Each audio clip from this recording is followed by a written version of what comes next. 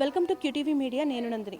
Vijayawada one town పరిధిలోని జైన్ వీధిలో సుమారు 60 ఏళ్ల వయసు గల కొత్తమాసు విజయలక్ష్మి అనే ఒక వృద్ధ మహిళ తన నివాసం ఉంటున్న ఇంటిలోనే మృతి చెందడం జరిగింది. అయితే దాదాపు 2 రోజులు అవుతున్నా కానీ ఎవరికి కూడా ఈ మృతి పట్ల ఎటువంటి సమాచారం కూడా లేదు. ఆవిడ ఫోన్ చేసినా కలవకపోవడంతో, ఆవిడ ఎవరికి కనిపించకపోవడంతో స్థానికులు ఎవరైతే ఉన్నారో అనుమానం వచ్చి వాళ్ళు చూడగా అనుమానాస్పద పరిస్థితుల్లో అయితే ఆవిడ మృతి చెందినట్లుగా అయితే తెలుస్తోంది. సో సమాచారం అందుకుని అంటే ఈ దీనికి సంబంధించి స్థానికులు అయితే పోలీసులకి కంప్లైంట్ ఇవ్వడం జరిగింది. అయితే ఏం జరిగింది, అసలు ఆవిడ ఎవరు అనేది ఈ ఇంటి చూస్తున్నారు కదా, ఈ బిల్డింగ్ ఫస్ట్ ఫ్లోర్లో అయితే విజయలక్ష్మి గారు ఉంటారు, కింద ఫ్లోర్లో ఉన్నారు. ఒకసారి వారి మాటల్లో అడిగి తెలుసుకుందాం. అమ్మ నమస్తే. అమ్మ చెప్పండి, ఈ కొత్తమాసు విజయలక్ష్మి గారు మీకు తెలుసా? మేము రెంటుకున్నామండి కింద. ఓకే చెప్పు. మంగళవారం రోజు చచ్చిపోయింది. నిన్న చూసాము. చూస్తే స్మెల్ వచ్చేసింది, అన్నీ వచ్చేసినాయి. అది అంటే మీకు ఎలా తెలిసింది? మీరు ప్రతిరోజు మాట్లాడతారా విజయలక్ష్మి గారితో? విజయలక్ష్మి గారితో మాట్లాడతామును. పాలబ్బాయి పనమ్మాయి వచ్చి మమ్మల్ని అడిగారు. అడిగితే ఏమో తెలియదు అన్నాం. వాడేం చేశాడు, ఆమెని లోపల పెట్టేసేసి తాళం వేసేసి తాళం చేతులు బయటపడేశాడు. ఓకే, అంటే ఎవరైనా చంపేశారనుకుంటున్నారా, లేదంటే ఏం చెప్పారు? దొంగవాడు కూడా దొరికాడు, 3 మనుషులంట. తాళం చేతులు బయటపడే బట్టి మాకు అనుమానం వచ్చింది. అది ఇప్పుడు ఎలా చూసారు? ఎవరు వెళ్ళారు ఫస్ట్? ఎలా తెలిసింది ఆవిడ చనిపోయి ఉన్నారు అని? వాళ్ళ మేనల్లుడును మేము వెళ్ళి తాళం తీసి చూసామమ్మ.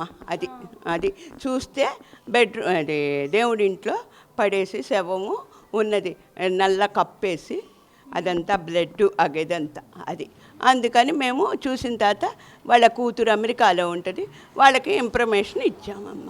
ఓకే, ఇంకా ఇక్కడ ఎవరు ఉండరా? ఆవిడ ఒక్కటే ఉంటారు? ఆవిడ ఒక్కటే ఉంటుందమ్మా.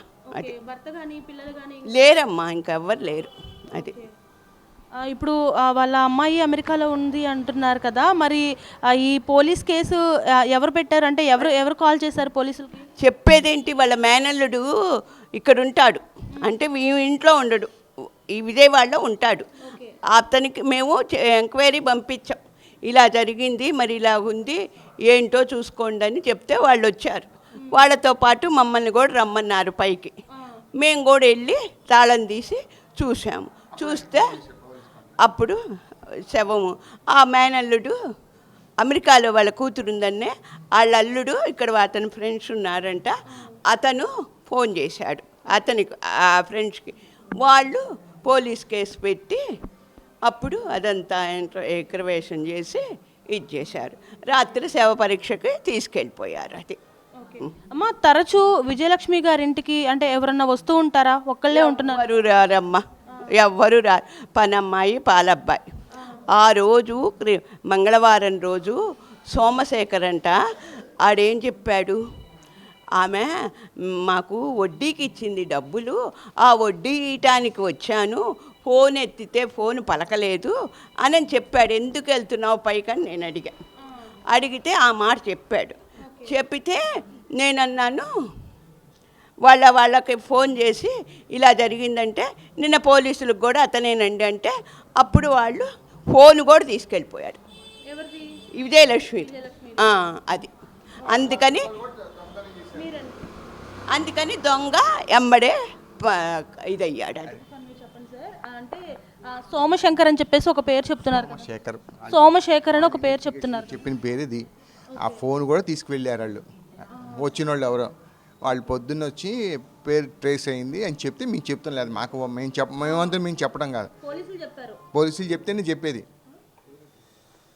మాకు ఎలా ఈ ఇన్ఫర్మేషన్ వచ్చిందంటే, ఆ ఫోన్ చేస్తే స్విచ్ ఆఫ్డ్ అని వచ్చింది. వాడు లాస్ట్కి నిన్న సాయంకాలం 4ంటికి, ఏమండి ఆమె ఫోన్ ఇచ్చింది మాకు 4 రోజులైంది, ఫోను రిపేర్కి ఇచ్చామండి, వచ్చి కనపడితే ఆమె తీసుకెళ్ళమని చెప్పాడు. అదే దొంగతనం చేసినోడు ఫోను అంటే మేమన్నాము ఇదేదో ఇంటర్నేషనల్ కేసు లాగుందని వాళ్ళకి ఇన్ఫామ్ చేస్తే అప్పుడు వాళ్ళు వచ్చి అదంతా చూసుకొని వెళ్ళారు. అది ఆమె చేతికి గాజులు, దిద్దులు, ఉంగరం అవన్నీ ఉన్నాయి అంతవరకు ఆమె ఇనపెట్టె తాళాలు, బీరువా తాళాలు, అరమల తాళాలు అవన్నీ మంచం మీద బెడ్రూమ్లో పెట్టు ఉన్నాయమ్మ. అవన్నీ మేము చూసి వచ్చామమ్మ. మంచం మీద పెట్టున్నాయి అంటే అవి ఆ బీరువా అవన్నీ తాళాలు ఓపెన్ చేసే ఉన్నాయా? ఓపెన్ ఏం చేశాడో ఏం చేశాడో మాకు తెలీదు. తాళం చేతులు అట్లా పెట్టాడు. మేము ముట్టుకోదలుచుకోలే.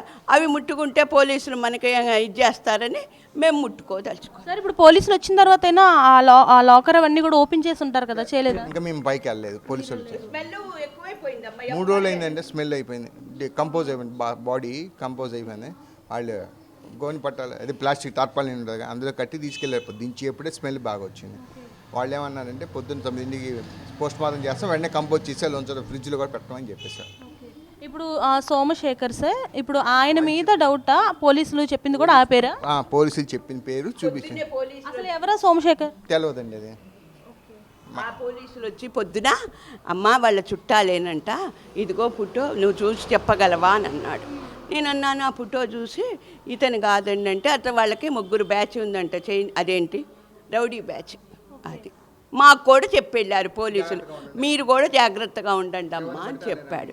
ఎవరిని పడితే వాళ్ళని రానేయద్దు అని చెప్పాడు. మీరైతే ఆ ఒక్క పర్సన్ని తప్ప ఇంకెవరిని కూడా మీరు ఇంట్లోకి ఆవిడ దగ్గరికి అవి వెళ్ళలేదు, అసలు ఎవరు వెళ్ళలేదమ్మా. అది ఆ ఒక్క మనిషి మాత్రమే వెళ్ళాడు. అతను వెళ్ళేటడికి నేను వచ్చే ఇంట్లో ఉన్నదాన్ని గబగబా వచ్చి, ఏంటి బాబు నువ్వెవరివి, ఏంటి పైకి ఎందుకు వెళ్ళావు అని అడిగా. ఎంక్వైరీ ఒక్కతే ఉంది కదా పోనీలే అని అడిగితే వాడు ఈ క్వశ్చన్ చెప్పాడు. మాకు డబ్బులు ఇచ్చింది, వడ్డీ ఇవ్వటానికి వచ్చాను అని చెప్పాడు. దాని తర్వాత ఆ అబ్బాయి కిందకి ఎప్పుడైతే వచ్చాడో ఆ తెల్లారి కానీ లేదా ఆ మరుసటి రోజు కానీ లేదా ఆ మరుసటి రోజు కానీ మీరు ఆవిడతో మాట్లాడే ప్రయత్నం ఏం చేయలేదు? అంటే మినిమం ఉంటారు కదా, తాళం వేసింది కదమ్మా ఇంటికి తాళం వేసుంటే ఎక్కడికన్నా వెళ్ళిపోయిందేమోనని. బయట గేట్కి తాళం వేసింది అంటే వీడ ఒంట్లో బాగాలేదు, వాళ్ళ చుట్టాలు ఇంటికి వెళ్ళింది అనుకున్నాం. తర్వాత తెలిసింది అదంతా. పాలబ్బాయి పనమ్మాయి వచ్చి ఏంటి వాళ్ళు తాళం వేసిందని అడిగారు. ఏమోనని నేను కూడా పోయి చూసి వచ్చా, అసలు తాళం వేసిందా లేదా అని. తాళం వేసింది. ఆ తాళం వేసి వాడు తాళం చేతులు అక్కడ కిరీటీలో పడేసి వెళ్ళాడు. దానివల్ల మాకు డౌట్ ఏర్పడి వాళ్ళకి ఇన్ఫార్మ్ చేసాం. అది